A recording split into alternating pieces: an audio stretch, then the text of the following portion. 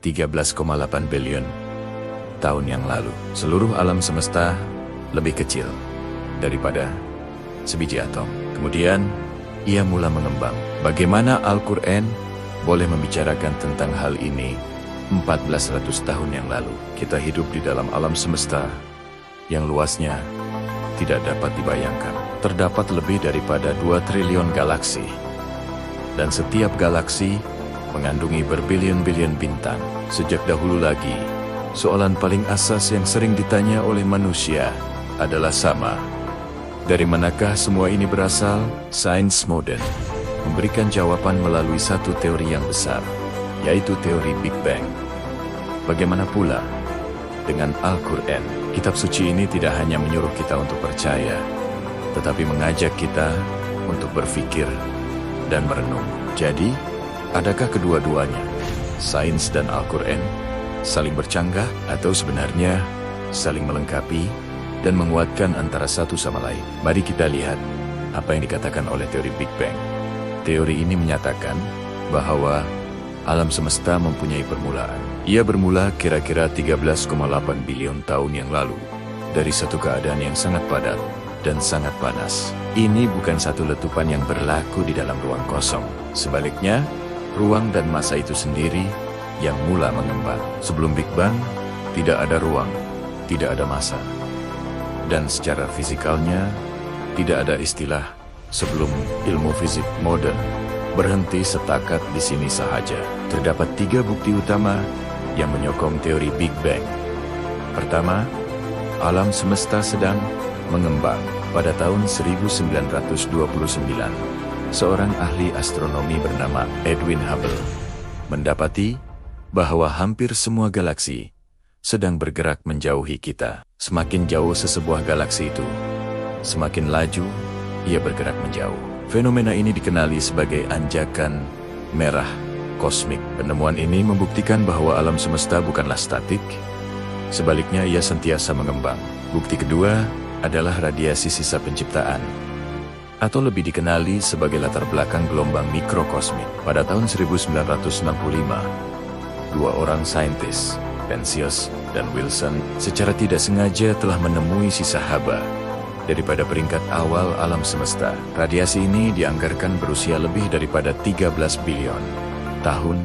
Penemuan mereka ini kemudiannya disahkan oleh pelbagai agensi angkasa lepas seperti NASA melalui satelit Kobe dan WMAP, serta agensi angkasa Eropa melalui satelit Planck. Tanpa bukti latar belakang gelombang mikrokosmik ini, teori Big Bang mungkin hanya kekal sebagai sebuah teori. Tetapi dengan adanya bukti ini, ia telah menjadi satu fakta kosmologi yang diterima umum.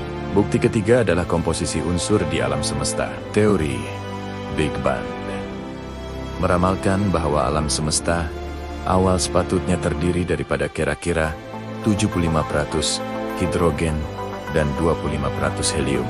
Apa yang menakjubkan adalah hasil pemerhatian kosmik menunjukkan komposisi unsur yang sama seperti yang diramalkan oleh teori ini.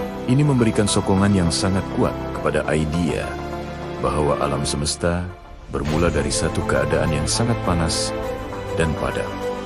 Sekarang, mari kita lihat apa yang Al-Quran katakan. Dalam surah Al-Anbiya, ayat 30, Allah berfirman, "Langit dan bumi itu dahulunya satu yang padu. Kemudian kami pisahkan antara keduanya." Perkataan Arab Red yang digunakan dalam ayat ini membawa maksud sesuatu yang padu, rapat, dan tidak terpisah, atau satu kesatuan. Manakala perkataan fatakna pula bermaksud kami pisahkan, kami belah, atau kami luaskan. Al-Quran tidak memberikan butiran teknikal seperti angka atau persamaan, tetapi ia memberikan satu konsep kosmik yang sangat mendalam dan selari dengan penemuan sains modern. Ayat ini seolah-olah menggambarkan keadaan awal alam semesta yang satu dan padu sebelum ia dipisahkan atau mula mengembang. Selain itu, dalam surah Az-Zariyat ayat 47, Allah berfirman, "Dan langit itu kami bina dengan kekuasaan kami, dan sesungguhnya kamilah yang meluaskannya."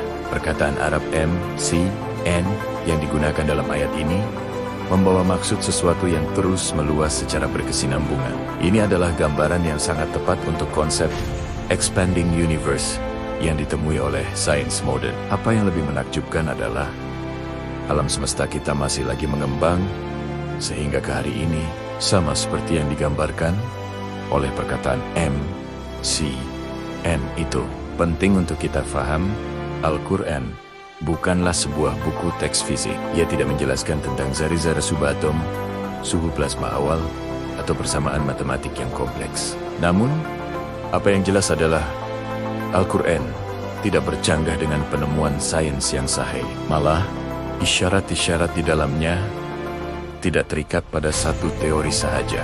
Sebaliknya, ia sentiasa relevan dan mengajak manusia untuk sentiasa berpikir dan bertadabbur. Sains menjawab persoalan, bagaimana sesuatu itu berlaku. Al-Quran pula menjawab persoalan, mengapa ia berlaku. Sekiranya suatu hari nanti, teori Big Bang digantikan dengan teori yang lebih baik, kedudukan Al-Quran akan tetap teguh dan tidak akan goyah. Ini karena kebenarannya tidak bergantung pada teori-teori sementara yang dicipta oleh manusia.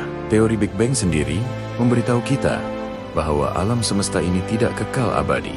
Ia mempunyai permulaan, dan logiknya, setiap sesuatu yang mempunyai permulaan pasti ada penyebabnya. Disinilah titik pertemuan antara iman dan akal. Al-Quran tidak pernah memaksa manusia untuk percaya secara membuta tuli. Sebaliknya, ia sentiasa mengajak kita untuk bertanya dan berpikir. Seperti yang sering diulang dalam banyak ayat, apakah mereka tidak memikirkan? Semakin dalam kita mengkaji alam semesta yang luas ini, semakin jelas satu perkara, ilmu pengetahuan tidak akan menjauhkan kita daripada Tuhan. Sebaliknya, ia menunjukkan betapa kecil dan hinanya kita sebagai manusia di hadapan keagungan Pencipta. Jika Anda merasakan video ini telah membuka satu sudut pandang baru, jangan lupa untuk kongsikannya kepada rekan-rekan Anda. Karena berpikir dan merenung tentang ciptaan Tuhan itu sendiri adalah satu bentuk ibadah. Terima kasih kerana menonton.